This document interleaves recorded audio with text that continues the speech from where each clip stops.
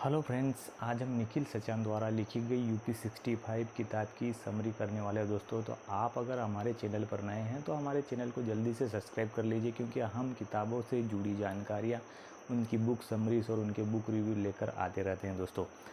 दोस्तों आज हम जिस किताब की बात करने वाले हैं उस किताब का नाम है यूपी 65, जो निखिल सचान जो लेखक हैं उनके द्वारा लिखी गई है। इनके द्वारा और भी अच्छी किताबें लिखी गई है, जैसे नमक स्वाद अनुसार, ज़िंदगी आई स्पाइस, और ये IIT BHU से पढ़े हैं। तो ये उसी की एक कहानी है दोस्तों। आप सुनेंगे तो आपको बहुत ही मज़ा आने वाला है, और अगर किताब पढ़ेंगे तो आपको और भी ज़्यादा मज़ा आने वाला है। तो चलिए शुरू करते हैं दोस्तों। इसमें जो मुख्य पात्र होता है वो निशांत होता है। वो कानपुर का रहने वाला होता है, और कानपुर से उसके पिताजी उसे IIT BHU में एडमिशन करवाने जब जाते हैं तो फर्स्ट ईयर में एडमिशन इलेक्ट्रॉनिक्स में उसे करवा देते हैं। और उसके बाद में रूम नंबर 4 राजपूताना हॉस्टल में वो वहाँ पर शिफ्ट हो जाते हैं। तो उनका जो रूममेट होता है अमित कुमार पांडे, उसे देखकर उसके पिताजी जो है निशांत जी के पिताजी को ऐसा लगता है कि ये जो है बहकाने वाला लड़का है और वो अच्छा लड़का नहीं है, इससे बच के रहने में तुम्हें भलाई है और तुम्हें फ़ायदा होगा। इससे ज़्यादा बच के रहोगे तो अच्छा रहेगा,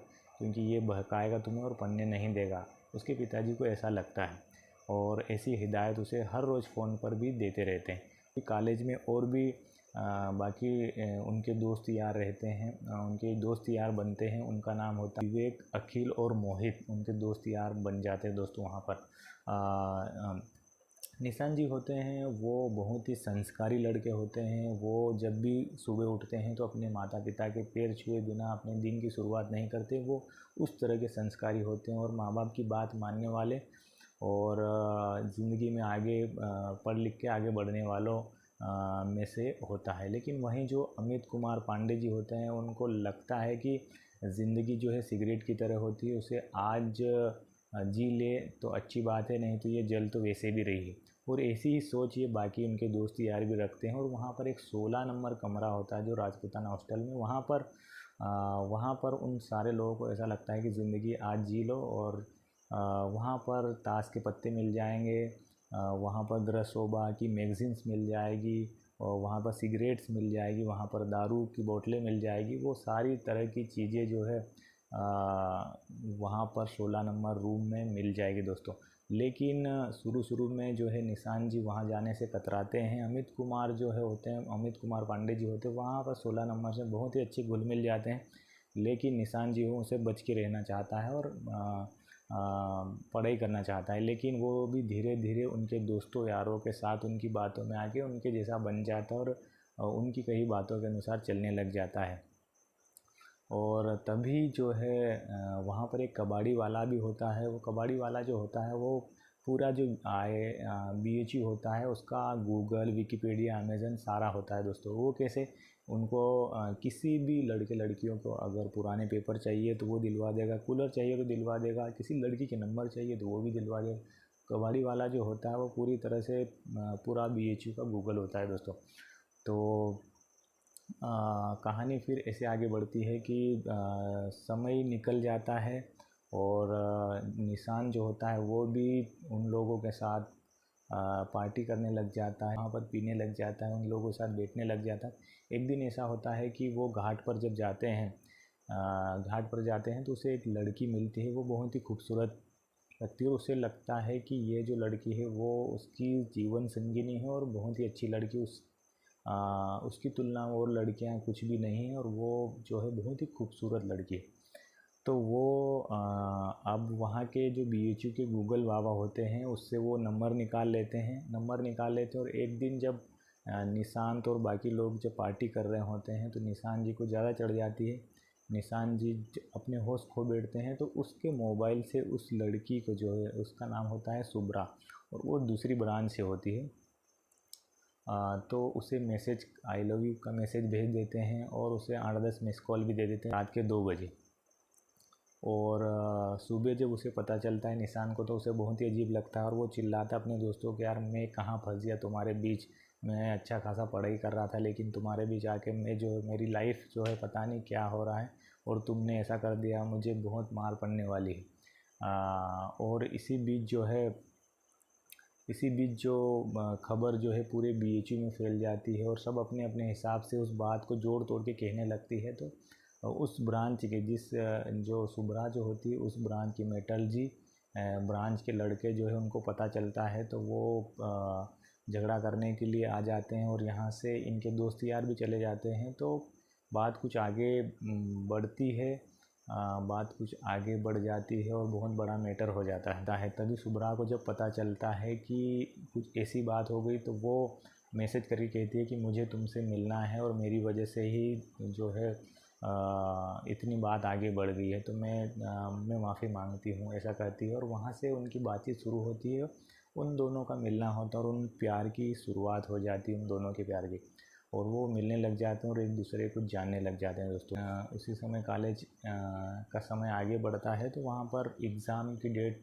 अनाउंस हो जाती है और एग्ज़ाम की डेट जब अनाउंस हो जाती है तो सारे लड़के जो पढ़ते हैं उन्हें तो कोई फ़र्क नहीं पड़ता, लेकिन इनका जो 16 नंबर वाला जो ग्रुप होता है उन्हें बहुत फ़र्क पड़ता है। उन्हें लगता है कि यार ये क्या हो रहा है और इतनी जल्दी एग्ज़ाम कैसे हो सकती है। और वहाँ पर 80% का रूल भी लागू कर दिया जाता है कि अगर अटेंडेंस 80% से कम हुई तो आपको एग्ज़ाम में बैठने नहीं दिया जाएगा। तो सारे लोग खिलाफ़ हो जाते हैं वाइस चांसलर के और सब आंदोलन करने की फिराक में होते हैं कि हम ऐसा नहीं होने देंगे और अगर हम एग्ज़ाम में नहीं बैठ पाएंगे तो फ़ेल हो जाएंगे, हमारे माँ बाप हमें बहुत मारेंगे और तरह तरह की बातें जो है चलने लग जाती है। तो वहाँ के वाइस चांसलर को ये भी बात पता चलती है, तो वो 80% का रूल वापस कर देते हैं और सभी लोगों को बैठने देते हैं। तो फिर जो है सारे लोग तब भी घबरा जाते हैं कि इतनी जल्दी एग्ज़ाम कैसे हो सकती है और इतनी जल्दी एग्ज़ाम हो जाएगी तो हम फेल हो जाएंगे। और इसी बीच जब एग्ज़ाम होती है तो निशान जी एक सब्जेक्ट में उनको बैक लग जाता है और पांडे जी को भी बैक लग जाता है, लेकिन निशान से ज़्यादा सब्जेक्ट में। तो उसे बहुत बुरा लगता है। उसे इस बात का बुरा नहीं लगता है कि वो कितने सब्जेक्ट में फ़ेल हो गया, उसे इस बात का ज़्यादा बुरा लगता है कि निशान जो है मात्र एक ही सब्जेक्ट में उन्हें बैक लगा। उनके सबके घर से उन्हें बहुत ही बहुत जो है खरी खोटी सुनाई जाती है। निशान के पिताजी भी उसे बहुत ही खरी खोटी सुनाते हैं कि यार तुम वहाँ पर पढ़ने गए हो कि क्यों गए हो, तुम्हें बैक लग गया, तुम्हें कोई फ़र्क नहीं पड़ता, तुम्हें हो क्या गया है, तुम्हें क्या हो गया। लेकिन वो कुछ नहीं कहता है और कहता है कि निकाल लेंगे, कोई दिक्कत नहीं है, मैं निकाल लूँगा। और निशान की एक बात अच्छी होती है कि वो वहाँ के जो मेस में काम करने वाले जो वर्कर होते हैं उनके बच्चों को, वहाँ सुसुआ ही एक जगह होती है वहाँ पर पढ़ाने जाया करता है, वो छोटे बच्चों को पढ़ाने जाता है। तो मुझे लगता है कि वो जीवन में कुछ अलग करना चाहता है और वो करने की कोशिश करता है।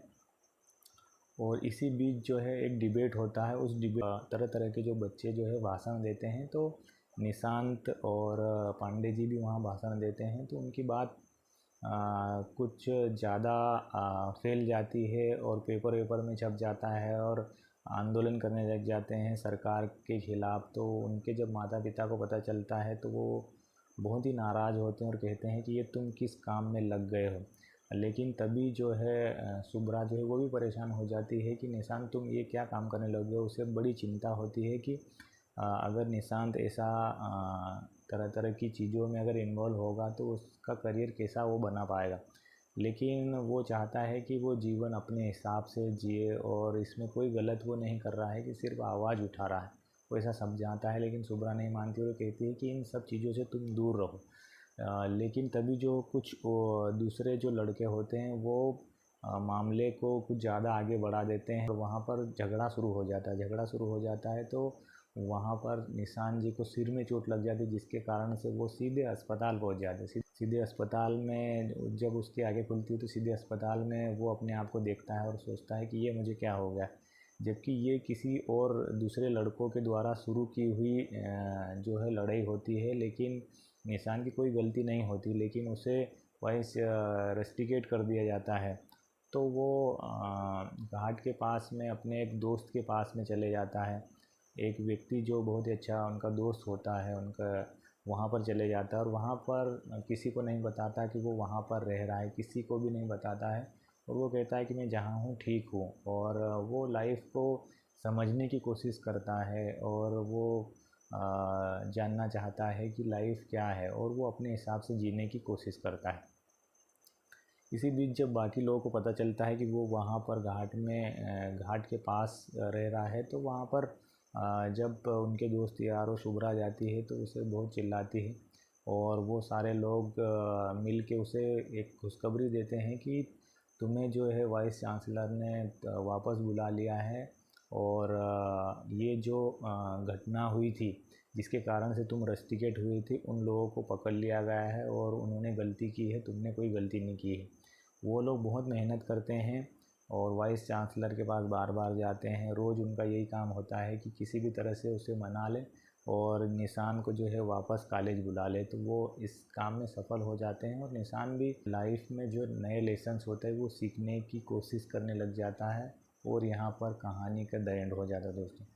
दोस्तों बहुत ही अच्छी कहानी है। अगर आप कॉलेज के दौर से निकल चुके हो, अगर कॉलेज में पढ़ रहे हो, तो आपको ये कहानी बहुत ही बढ़िया लगने वाली है, क्योंकि आपको वो सारी यादें आपकी ताज़ा कर देगी जो आपने कॉलेज के दिनों में जो मस्ती की है, कॉलेज के दिनों में जो दोस्तों यारों के साथ में जो चीज़ें आपने की है, उन सारी चीज़ों की याद आपको दिला देगी दोस्तों ये किताब। तो बहुत ही अच्छी किताब है और इसे आप ज़रूर पढ़िएगा। और आज के लिए बस इतना ही। वीडियो कैसा लगा, वीडियो को लाइक और कमेंट करके जरूर बताएं और अभी तक हमारे चैनल को सब्सक्राइब नहीं किया तो सब्सक्राइब कर बेल आइकन को प्रेस कर लें ताकि इस तरह की अच्छी किताबें आपको भी मिस नहीं कर पाएँ। मिलते हैं अगले वीडियो में, तब तक के लिए अपना ख्याल रखें।